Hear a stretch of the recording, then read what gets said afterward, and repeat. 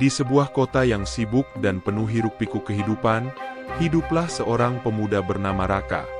Ia adalah seorang pekerja kantoran yang setiap hari berjuang melawan tekanan pekerjaan, ambisi pribadi, dan ekspektasi sosial yang menghimpit.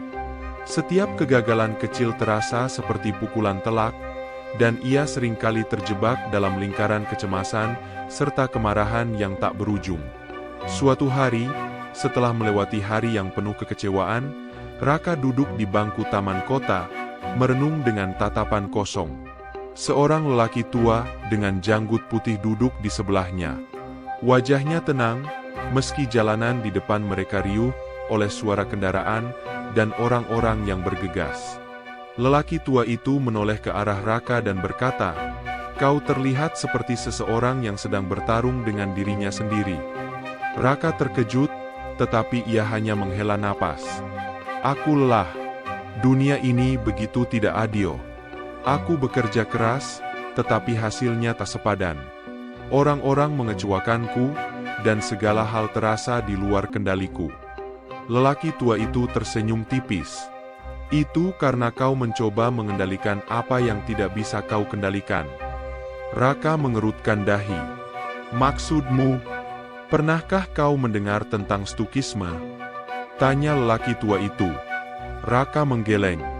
Lelaki tua itu mengambil sebuah ranting dan menggambar garis di tanah. Bayangkan garis ini memisahkan dua dunia. Di satu sisi ada hal-hal yang bisa kau kendalikan, dan di sisi lain ada hal-hal yang tidak bisa kau kendalikan. Sebagian besar penderitaan manusia berasal dari mencoba mengendalikan hal yang sebenarnya di luar kuasanya. Raka menatap garis itu dengan penuh perhatian. Kau tidak bisa mengendalikan bagaimana orang memperlakukanmu, tetapi kau bisa mengendalikan bagaimana kau meresponsnya. Kau tidak bisa mengendalikan apakah kerja kerasmu dihargai oleh atasanmu, tetapi kau bisa mengendalikan seberapa baik kau melakukan pekerjaanmu. Untuk pertama kalinya dalam hidupnya, Raka merasa ada sesuatu yang masuk akal. Ia menghabiskan waktu berjam-jam berbicara dengan lelaki tua itu, mendengarkan tentang filosofi kuno yang mengajarkan ketenangan dalam menghadapi kehidupan. Malam itu, ketika Raka pulang ke rumah, ia masih memikirkan kata-kata lelaki tua itu. Ia mengambil buku catatannya dan menulis sebuah pertanyaan. Apa yang benar-benar bisa aku kendalikan dalam hidup ini? Keesokan harinya, Raka berangkat ke kantor dengan perasaan berbeda. Kata-kata lelaki tua di taman masih terngiang di kepalanya. Kau tidak bisa mengendalikan dunia, tetapi kau bisa mengendalikan dirimu sendiri. Saat tiba di kantor, ia langsung menghadapi ujian pertama.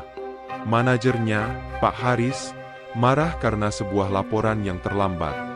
Biasanya, Raka akan merasa tertekan dan membela diri, tapi kali ini, ia mengingat prinsip Stukisme. Ia menarik napas dalam, mendengarkan tanpa reaksi berlebihan, lalu menjawab dengan tenang, "Saya mengerti, Pak. Saya akan segera menyelesaikannya." Reaksi Pak Haris sedikit melunak. "Baik, segera kirimkan ke mejaku." Sesuatu terasa berbeda. Raka menyadari bahwa ketenangannya membuat situasi lebih terkendali. Ia mulai bertanya-tanya, berapa banyak masalah dalam hidupku yang sebenarnya disebabkan oleh reaksiku sendiri?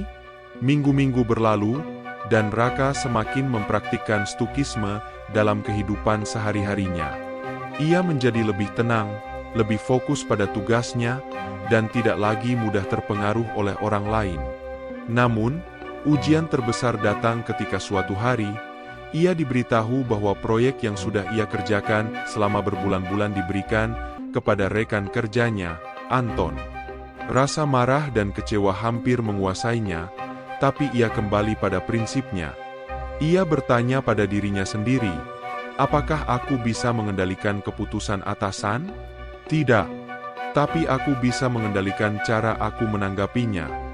Alih-alih mengeluh atau marah, ia memilih untuk menghadapinya dengan sikap tenang. Ia menemui Anton dan berkata, "Selamat ya, semoga sukses dengan proyeknya." Anton tampak terkejut. "Terima kasih, Rak. Aku juga sebenarnya ingin belajar darimu soal proyek ini. Percakapan itu membuka peluang baru. Anton sering berdiskusi dengan Raka, dan akhirnya, manajer mereka mulai melihat bahwa Raka bukan hanya pekerja keras, tetapi juga seseorang yang dewasa dan bijak dalam menghadapi situasi. Tanpa disadari, filosofi Stukisme telah mengubahnya. Ia tak lagi merasa seperti korban keadaan, melainkan seseorang yang memiliki kendali atas dirinya sendiri. Malam itu, ia kembali menulis di buku catatannya. Aku tidak bisa mengendalikan dunia, tapi aku bisa mengendalikan diriku sendiri. Dan itu sudah cukup. Minggu demi minggu berlalu, dan Raka semakin mendalami filosofi Stukisme. Setiap hari, ia berlatih untuk menerima hal-hal di luar kendalinya dan fokus pada dirinya sendiri. Namun, kehidupan selalu punya cara untuk menguji keyakinan seseorang. Suatu hari, di tengah rutinitas kantornya yang mulai terasa stabil, Raka menerima kabar yang mengguncangnya. Ayahnya sakit parah dan harus dirawat di rumah sakit. Tanpa pikir panjang, ia segera mengajukan cuti dan bergegas pulang ke kampung halamannya. Di perjalanan, pikirannya dipenuhi berbagai kecemasan. Bagaimana jika ayahnya tidak sembuh? Bagaimana jika ia kehilangan sosok yang selama ini menjadi panutannya? Raka merasakan ketakutan yang begitu besar. Namun, ketika ia tiba di rumah sakit dan melihat ayahnya terbaring lemah, ia teringat lagi pada pelajaran penting dari Stukisme. Memento mori, ingatlah bahwa kematian adalah bagian alami dari kehidupan.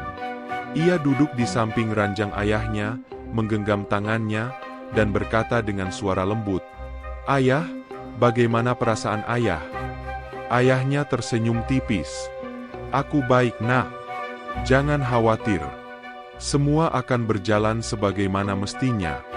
Kata-kata itu mengingatkan Raka pada ajaran para filsuf Stoik, seperti Marcus Aurelius dan Epictetus, bahwa hidup ini sementara, dan yang bisa kita lakukan hanyalah menerimanya dengan ketenangan. Malam itu, Raka duduk di luar kamar rumah sakit, menatap langit malam yang penuh bintang. Ia menyadari bahwa selama ini, ia selalu mencoba melawan kenyataan, berharap segalanya berjalan sesuai keinginannya.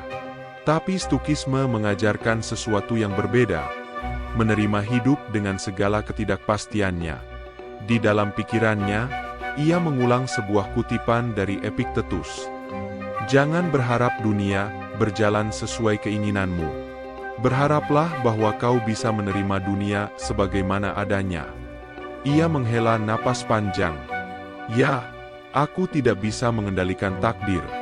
Tapi aku bisa mengendalikan caraku menghadapinya."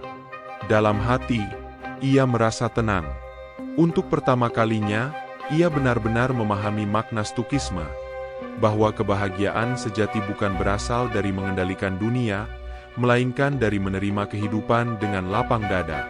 Malam itu, sebelum tidur, ia kembali menulis di buku catatannya, "Hari ini aku belajar sesuatu yang berharga. Aku tidak bisa menolak kenyataan. Aku hanya bisa menerimanya dengan ketenangan dan keberanian." Hari-hari di rumah sakit terasa panjang. Raka menemani ayahnya setiap saat, melihat perubahan kecil dalam kondisinya, kadang membaik, kadang memburuk. Kecemasan tetap muncul, tapi kini Raka menghadapinya dengan cara berbeda. Ia tidak lagi melawan perasaan itu, melainkan mengamatinya, menerimanya sebagai bagian dari hidup. Suatu sore, dokter memanggil Raka ke ruangannya. Dengan ekspresi tenang namun serius, dokter berkata, "Kami sudah melakukan yang terbaik. Tapi kondisi ayahmu tidak bisa banyak membaik. Saat ini yang paling penting adalah memastikan beliau nyaman." Sejenak, dunia terasa hening. Biasanya, Raka akan panik, menolak kenyataan ini, mencari cara untuk melawan takdir. Namun, ia mengingat prinsip Stukisme, amor fati, mencintai takdir, menerima segala sesuatu sebagaimana adanya, bukan sebagaimana yang diinginkan. Ia mengangguk pelan. "Saya mengerti, Dok. Saya hanya ingin ayah saya tetap merasa tenang. Dokter tersenyum tipis. Itu adalah cara terbaik untuk menghadapi keadaan ini. Malam itu, Raka duduk di samping ayahnya, menggenggam tangannya yang mulai melemah. Dengan suara lirih, ayahnya berkata, "Nak, aku bangga padamu. Kau terlihat lebih kuat dari sebelumnya." Raka tersenyum, menahan air mata yang hampir jatuh. "Aku hanya belajar menerima hidup apa adanya, Yah." Ayahnya mengangguk lemah. Itulah pelajaran terpenting dalam hidup. Kita tidak bisa memilih apa yang terjadi pada kita, tapi kita bisa memilih bagaimana kita menghadapinya. Mereka berbicara lama tentang kenangan, tentang hidup, dan tentang arti kebahagiaan. Dan ketika akhirnya ayahnya tertidur, Raka duduk diam, memandangi wajahnya dengan penuh ketenangan. Ia sadar bahwa perpisahan adalah bagian dari hidup. Dan saat itu tiba, ia akan menerimanya dengan lapang dada, bukan dengan amarah atau penolakan, tetapi dengan rasa syukur atas waktu yang telah diberikan. Beberapa hari kemudian, ayahnya mengembuskan napas terakhir. Kesedihan tetap ada, tapi Raka tidak larut di dalamnya. Ia tidak bertanya, "Mengapa ini terjadi padaku?" atau "Mengapa dunia begitu kejam?" Sebaliknya, ia mengingat pelajaran yang ayahnya ajarkan, menerima, menjalani, dan melanjutkan hidup dengan ketenangan. Saat pemakaman berakhir, Raka berdiri di samping makam ayahnya, merasakan angin sepau-sepau menyentuh wajahnya. Ia menatap langit dan mengulang dalam hati, "Aku tidak mengendalikan hidup ini, tapi aku mengendalikan bagaimana aku menjalaninya." Dengan langkah mantap, ia kembali ke kehidupannya, bukan sebagai orang yang takut menghadapi dunia, tetapi sebagai seseorang yang telah menemukan kebijaksanaan dalam setiap penderitaan. Malam itu, di buku catatannya, ia menulis satu kalimat terakhir. Stoikisme bukan tentang menghindari emosi, tetapi tentang menghadapinya dengan keberanian dan kebijaksanaan.